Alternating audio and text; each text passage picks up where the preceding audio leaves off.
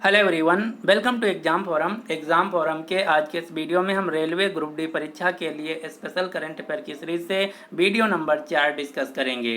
इस सीरीज में हम पिछले 1.5 साल के जो मोस्ट इंपॉर्टेंट करंट अफेयर्स के क्वेश्चंस हैं उन सभी क्वेश्चंस को डिटेल में एक साथ कवर कर रहे हैं। इस वीडियो की जो PDF फाइल है आप हमारे टेलीग्राम चैनल से डाउनलोड कर सकते हैं, जिसका लिंक आपको नीचे डिस्क्रिप्शन बॉक्स में मिल जाएगा, या आप डायरेक्ट टेलीग्राम पर जाकर एग्जाम फोरम PDF के नाम से सर्च कर सकते हैं। तो चलिए शुरू करते हैं अब आज का वीडियो। आज का पहला क्वेश्चन है, ऑस्ट्रेलियन ओपन 2022 में पुरुष एकल टेनिस टूर्नामेंट को किसने जीत लिया? तो इस क्वेश्चन का राइट आंसर है ए, राफेल नाडाल ने। राफेल नाडाल जो कि स्पेन देश के टेनिस खिलाड़ी हैं। इसी प्रकार से ऑस्ट्रेलियन ओपन 2022 में महिला एकल टेनिस टूर्नामेंट को जीत लिया है एशले बार्टी ने। एशले बार्टी जो कि ऑस्ट्रेलिया देश की टेनिस खिलाड़ी हैं। अब आपको टेनिस की 4 प्रतियोगिताओं के नाम याद रखने हैं। इन 4 प्रतियोगिताओं को ग्रैंड स्लैम के नाम से जाना जाता है। ये 4 प्रतियोगिताएं कौन कौन सी हैं? Australian open, French open, Wimbledon open, US open. ये चारों टेनिस की खेल प्रतियोगिताएं हैं जिन्हें हम ग्रैंड स्लैम के नाम से जानते हैं। अब आपको इनसे संबंधित कुछ क्वेश्चन याद रखने हैं जो कि बार बार पूछे जाते हैं। जैसे पहला क्वेश्चन है, ये ग्रैंड स्लैम कहाँ पर खेले जाते हैं? तो ऑस्ट्रेलियन ओपन ऑस्ट्रेलिया के मेलबर्न शहर में, फ्रेंच ओपन फ्रांस के पेरिस शहर में, विंबलडन ओपन UK के लंदन में, US ओपन न्यूयॉर्क शहर में खेला जाता है। यहाँ से दूसरा क्वेश्चन पूछा जाता है, ये ग्रैंड स्लैम कब खेले जाते हैं? तो ऑस्ट्रेलियन ओपन सबसे पहले जनवरी से फरवरी के मध्य, फ्रेंच ओपन मई से जून के मध्य, विंबलडन ओपन जून से जुलाई के मध्य, US ओपन अगस्त से सितंबर के मध्य खेला जाता है। तीसरा क्वेश्चन यहाँ से पूछा जाता है कि ये जो ग्रैंड स्लैम है किस प्रकार के मैदान पर खेले जाते हैं? तो ऑस्ट्रेलियन ओपन हार्ड कोर्ट पर, US ओपन हार्ड कोर्ट पर, फ्रेंच ओपन क्ले कोर्ट पर, विंबलडन ओपन ग्रास कोर्ट पर खेला जाता है। ये कोर्ट क्या होता है? जिस भी मैदान पर ये खेल खेले जाते हैं उन्हें हम कोर्ट कहते हैं। आप ये जो फोटो में देख पा रहे हैं ये है क्ले कोर्ट, ये है ग्रास कोर्ट और ये है हार्ड कोर्ट। अब आपको चारों जो टेनिस टूर्नामेंट होते हैं इनके विजेताओं के नाम याद रखना है, और यहाँ से निश्चित ही आपके परीक्षा में एक क्वेश्चन पूछा जाएगा। ऑस्ट्रेलियन ओपन 2022 में पुरुष एकल का खिताब राफेल नडाल ने जीता है, महिला एकल का खिताब एशले बार्टी ने जीता है। इसी प्रकार से फ्रेंच ओपन 2022 में पुरुष एकल का खिताब राफेल नडाल ने जीता है, महिला एकल का खिताब इगा स्विएटेक ने जीता है जो कि पोलैंड देश की खिलाड़ी हैं। विंबलडन ओपन 2022 में पुरुष एकल का खिताब नोवाक जोकोविच ने जीता है जो कि सर्बिया देश के खिलाड़ी हैं, जबकि महिला एकल का खिताब एलिना रिबाकिना ने जीता है जो कि कजाकिस्तान देश की खिलाड़ी हैं। और जो US ओपन 2022 है ये अभी तक खेला नहीं गया है। तो आपको इसका स्क्रीनशॉट ले लेना है और इसको अच्छे से तैयार करना है। यहाँ से निश्चित ही आपके परीक्षा में एक क्वेश्चन पूछा जा सकता है। अब आपको कुछ टेनिस खिलाड़ियों के नाम याद रखना है जो कि अक्सर परीक्षा में पूछा जाता है। यहाँ से 2 प्रकार के क्वेश्चन बनते हैं। पहला क्वेश्चन बनता है कि ये दिया गया खिलाड़ी किस खेल से संबंधित है, या फिर क्वेश्चन पूछा जाता है यह दिया गया खिलाड़ी किस देश से संबंधित है। तो ये हैं कुछ टेनिस खिलाड़ी, जैसे राफेल नाडाल जो कि स्पेन देश से हैं, नोवाक जोकोविच जो कि सर्बिया से हैं, रोजर फेडरर जो कि स्विट्जरलैंड से हैं, सेरेना विलियम्स अमेरिका देश से हैं, मारिया शारापोवा रूस के टेनिस खिलाड़ी हैं, नाओमी ओसाका जापान देश की टेनिस खिलाड़ी हैं, एम्मा रादुकानु ब्रिटेन देश की टेनिस खिलाड़ी हैं, एशले बार्टी ऑस्ट्रेलिया देश से हैं, सिमोना हालेप रोमानिया से हैं, इगा स्विएटेक पोलैंड की टेनिस खिलाड़ी हैं। अगला क्वेश्चन है, वैश्विक युवा विकास सूचकांक ग्लोबल यूथ डेवलपमेंट इंडेक्स 2021 में भारत का स्थान क्या है? तो इसमें भारत की रैंक है 122 और 2022 की अभी इंडेक्स आई नहीं है। इस इंडेक्स में सबसे ऊपर है नंबर 1 है सिंगापुर, जबकि सबसे आखिरी में है अफगानिस्तान और नाइजर। अंतर्राष्ट्रीय युवा दिवस हर साल 12 अगस्त को मनाया जाता है। राष्ट्रीय युवा दिवस भारत में हर साल 12 जनवरी को मनाया जाता है और 2022 का थीम था it's all in the mind. और जो 12 जनवरी को राष्ट्रीय युवा दिवस मनाया जाता है इस पर एक उत्सव भी मनाया जाता है जो कि राष्ट्रीय युवा महोत्सव 2022 इस साल पुडुचेरी में मनाया गया।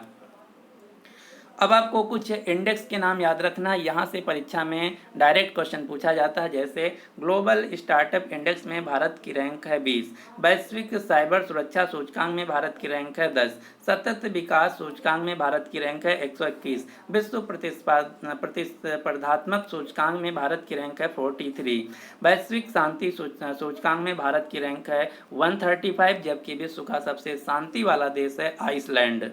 विश्व प्रसन्नता सूचकांक 2022 में भारत की रैंक है 136 और 2021 में थी 139, और दुनिया का सबसे प्रसन्न देश है नॉर्वे।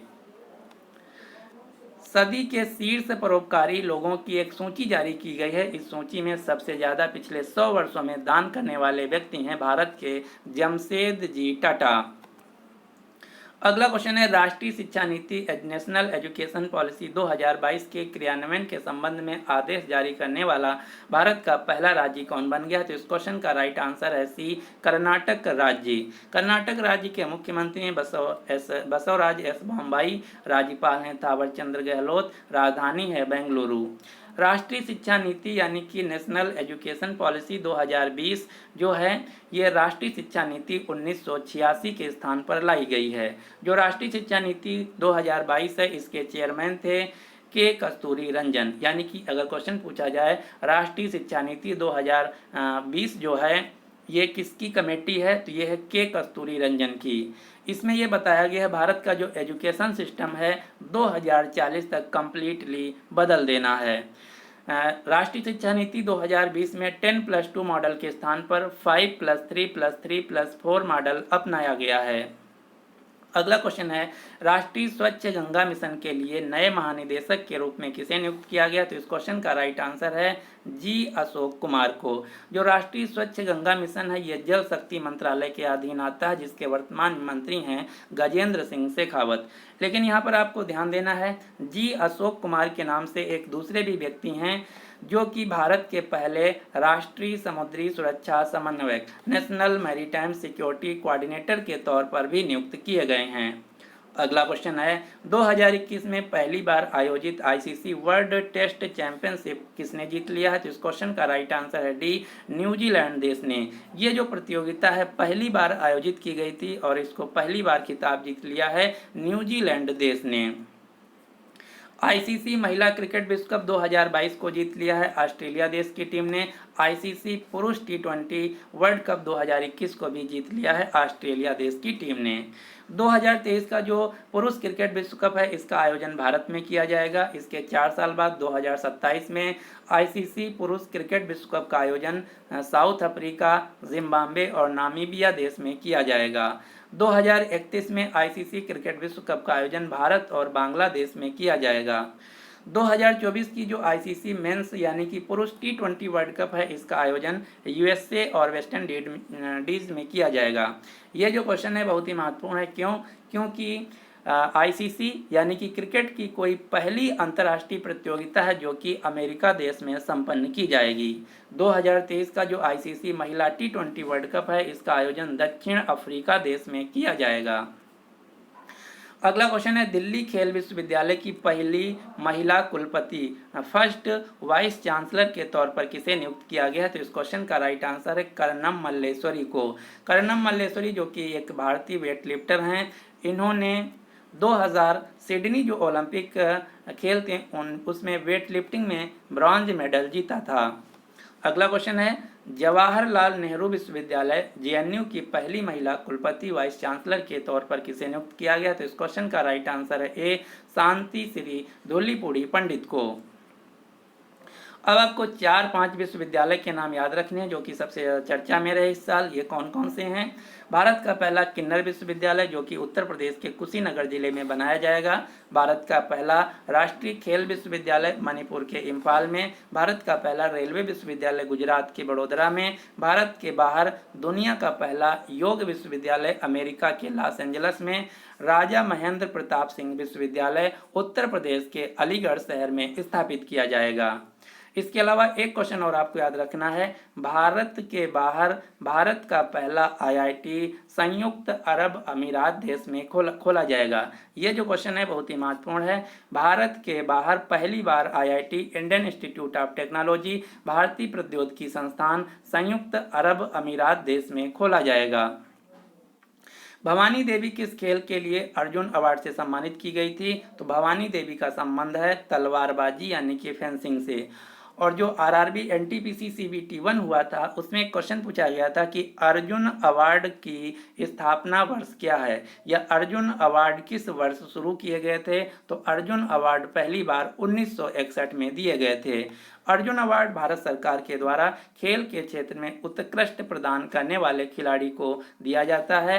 ये भारत का दूसरा सर्वोच्च खेल का पुरस्कार है और इसमें 15 लाख रुपए का नगद कैश प्राइज दिया जाता है।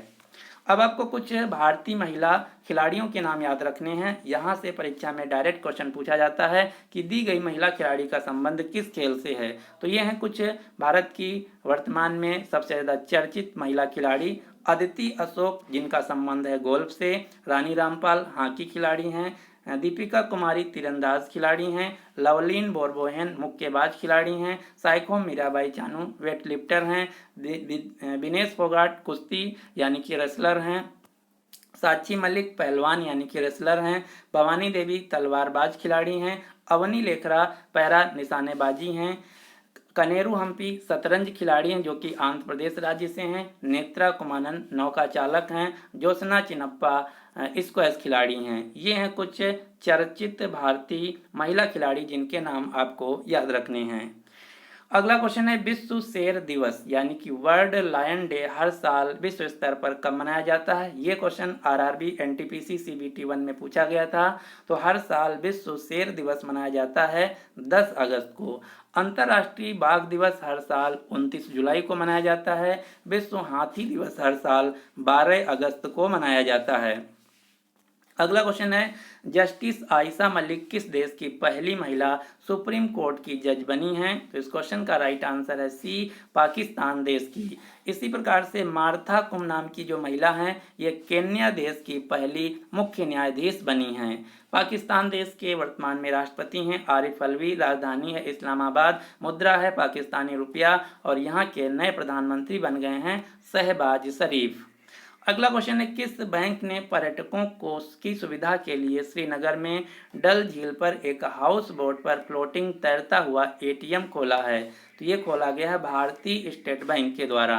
भारतीय स्टेट बैंक यानी कि एसबीआई वर्तमान में अध्यक्ष हैं दिनेश कुमार खारा, मुख्यालय मुंबई, इसकी स्थापना होती है 1 जुलाई 1955 को। अगला क्वेश्चन है, डिफेंस एक्सपो 2022 कहाँ आयोजित किया गया? तो इस क्वेश्चन का राइट आंसर है सी, गुजरात के गांधीनगर शहर में। जो डिफेंस एक्सपो है ये भारत का द्विवार्षिक कार्यक्रम है जिसमें 100 से अधिक देश भाग लेते हैं। डिफेंस एक्सपो 2022 का उद्देश्य था भारत को डिफेंस के क्षेत्र में एक मैन्युफैक्चरिंग हब के रूप में तैयार करना। अब यहाँ से एक क्वेश्चन आपको याद रखना है, भारत सरकार का उद्देश्य है या लक्ष्य है या टारगेट है वर्ष 2024 तक भारत का जो डिफेंस एक्सपोर्ट है, भारत का जो डिफेंस निर्यात है ये $5 बिलियन तक पहुँचाना है। गुजरात राज्य की राजधानी है गांधीनगर, यहाँ के राज्यपाल हैं आचार्य देवव्रत, यहाँ के मुख्यमंत्री हैं भूपेंद्र पटेल। अब आपको गुजरात राज्य से संबंधित कुछ करंट अफेयर्स के क्वेश्चन एक साथ याद रखने हैं। जैसे पहला क्वेश्चन है, आरबीआई के आंकड़ों के अनुसार गुजरात भारत का सबसे बड़ा मैन्युफैक्चरिंग हब बन गया है। आईपीएल टीम अहमदाबाद जिसका अब आधिकारिक नाम हो गया है गुजरात टाइटंस, और 2022 का जो आईपीएल है ये गुजरात टाइटंस ने ही जीत लिया है। गांधीनगर में भारत का पहला समुद्री मध्यस्थता केंद्र बनाया गया है। गुजरात के कच्छ जिले का जो कुनरिया गांव है यहाँ पर भारत में पहली बार बालिका पंचायत आयोजित किया गया। नीति आयोग के निर्यात तैयारी सूचकांक 2019 के अनुसार निर्यात तैयारी सूचकांक में नंबर 1 राज्य है गुजरात। हड़प्पा युग के महानगर गुजरात में धौलावीरा जो स्थान है इसको यूनेस्को के द्वारा भारत का 14th यानी कि 40वें नंबर का विश्व धरोहर स्थल घोषित किया गया है। और 2021 में ही इससे पहले 39th नंबर का जो विश्व धरोहर स्थल है ये तेलंगाना का रुद्रेश्वर या रामप्पा टेम्पल को घोषित किया गया था। जो रुद्रेश्वर या रामप्पा टेम्पल है ये तेलंगाना राज्य में स्थित है। विश्व स्वास्थ्य संगठन ने global centre for traditional medicine स्थापित किया है गुजरात के जामनगर शहर में। रिलायंस कंपनी के द्वारा दुनिया का सबसे बड़ा चिड़ियाघर खोला गया है गुजरात के जामनगर शहर में। देश का पहला अंतर्राष्ट्रीय समुद्री सेवा क्लस्टर स्थापित किया गया है गुजरात के गिफ्ट शहर में। गुजरात में दुनिया का सबसे बड़ा ग्रीन फील्ड जिंक स्मेल्टर यानी कि जिंक बनाने वाली फैक्ट्री को स्थापित किया गया है। भारत का पहला खेल मध्यस्थता केंद्र स्पोर्ट आर्बिट्रेशन सेंटर गुजरात के अहमदाबाद शहर में खोला गया है। भारत का पहला समुद्री मध्यस्थता केंद्र गांधीनगर में। सुशासन सूचकांक 2022 में नंबर 1 राज्य है गुजरात। FSSAI यानी कि food safety and standard authority of India के अनुसार खाद्य सुरक्षा मामले में भारत का नंबर 1 राज्य है गुजरात। रेल मंत्रालय ने गुजरात के नर्मदा जिले में केवड़िया रेलवे स्टेशन का नाम बदलकर अब एकता नगर रेलवे स्टेशन कर दिया है। और जो केवड़िया शहर है ये भारत का एकमात्र ओनली इलेक्ट्रिक व्हीकल शहर है, यानी कि केवड़िया शहर में केवल और केवल सिर्फ जो इलेक्ट्रिक वाहन हैं वहीं चलते हैं। सूरत गुजरात में भारत में पहली बार स्टील के कचरे से एक सड़क बनाई गई है। जो सूरत शहर है यह तापी या ताप्ती नदी के किनारे स्थित है। अमेजन कंपनी ने भारत का सबसे बड़ा जो डिजिटल सेंटर है ये गुजरात के सूरत में लॉन्च किया है। भारत की पहली बुलेट ट्रेन का जो पहला रेलवे स्टेशन है ये गुजरात के सूरत में बनाया गया है। भारत और पुर्तगाल सरकार ने गुजरात के लोथल शहर में भारत के पहले राष्ट्रीय समुद्री विरासत संग्रहालय के स्थापना करने की मंजूरी दी है। उमिया माता मंदिर जो कि गुजरात के जूनागढ़ क्षेत्र में है। सोमनाथ मंदिर जो कि गुजरात के काठियावाड़ क्षेत्र में है। भारत का पहला रेलवे विश्वविद्यालय गुजरात के बड़ोदरा शहर में खोला गया है। जो बड़ोदरा शहर है यहीं पर ICICI बैंक का मुख्यालय है और बड़ोदरा शहर जो है ये विश्वामित्री नदी के किनारे स्थित है। अगला क्वेश्चन है स्टैचू ऑफ यूनिटी जो कि गुजरात के नर्मदा जिले में है। ये दुनिया की सबसे ऊंची प्रतिमा है जिसकी लंबाई या ऊंचाई 182 मीटर है या 597 फीट है। लेकिन यहाँ पर आपको ध्यान देना है स्टैचू ऑफ यूनिटी गुजरात के नर्मदा जिले में है, जबकि स्टैचू ऑफ इक्वालिटी हैदराबाद में है। स्टैचू ऑफ नॉलेज महाराष्ट्र के लातूर में है। स्टैचू ऑफ पीस राजस्थान के पाली में है।